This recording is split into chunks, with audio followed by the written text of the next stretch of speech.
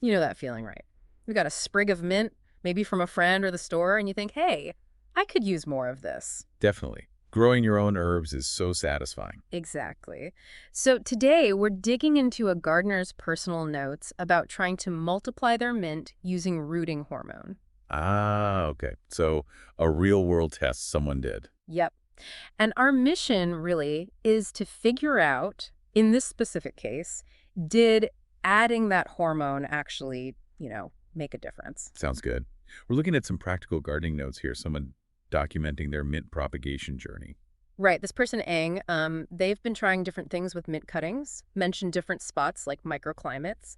We don't need to get lost in that. Okay, focus on this one experiment then. Yeah, specifically water propagation. So just putting mint cuttings in water to root. A classic method. Pretty simple. But here's the twist. Aang put the cuttings in water, then added rooting hormone and just a little bit of fertilizer. Okay, so that's the variable, the hormone and fertilizer combo. Water propagation on its own is pretty standard, but this adds layers.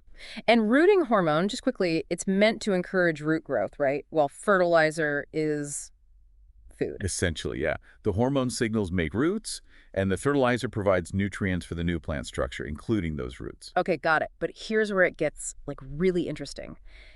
Aang noticed something crucial. What was that? The cuttings had already started showing tiny little roots before the hormone and fertilizer went in.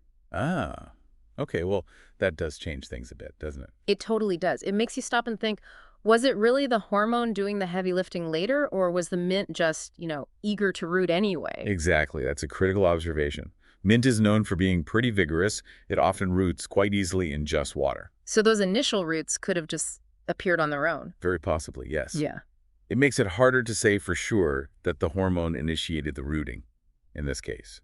It introduces a bit of a puzzle. But, okay, even with those early roots already there, Aang still felt the treated cuttings looked promising. Said there were photos, too, that seemed to back that up. Promising. That suggests there was still a noticeable positive effect after the treatment. Yeah. So the question is still there. Did the hormone give it a significant boost even if it didn't start the process? What could have looked promising? Well, maybe the roots that formed after the treatment grew faster or thicker or just looked healthier compared to, say, past attempts without the mix. Ah, okay. More vigorous growth. Right. And don't forget the fertilizer. Those tiny pre-existing roots would have suddenly had nutrients available.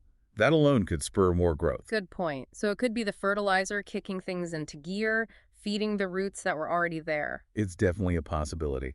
Or maybe a combination effect. And Eng seems aware of this ambiguity. The note mentions wanting to do further trials with additional samples. That's the right approach. Good scientific thinking, even for a home garden experiment.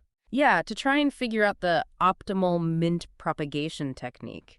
They aren't claiming this one trial is the final answer. Absolutely. More data points, maybe controlling variables better next time, like comparing hormone only, fertilizer only, both, and neither that would give a clearer picture.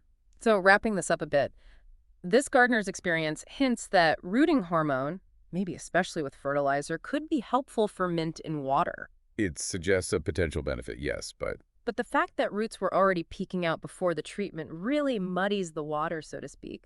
We can't be certain the hormone was the sole driver. precisely. That early root formation is the key complicating factor in interpreting the promising result. And, water propagation isn't the only way. You can stick cutting straight into soil, too. True, different methods have different dynamics, but focusing on this water test, the question lingers. Right. Was the boost Aang saw mostly down to the fertilizer feeding those brand new roots? Or did the rooting hormone still play a significant role, maybe enhancing or speeding up the development that had already begun? Which leads us to a final thought for you listening. If you wanted to really pin down the effects, how would you design an experiment?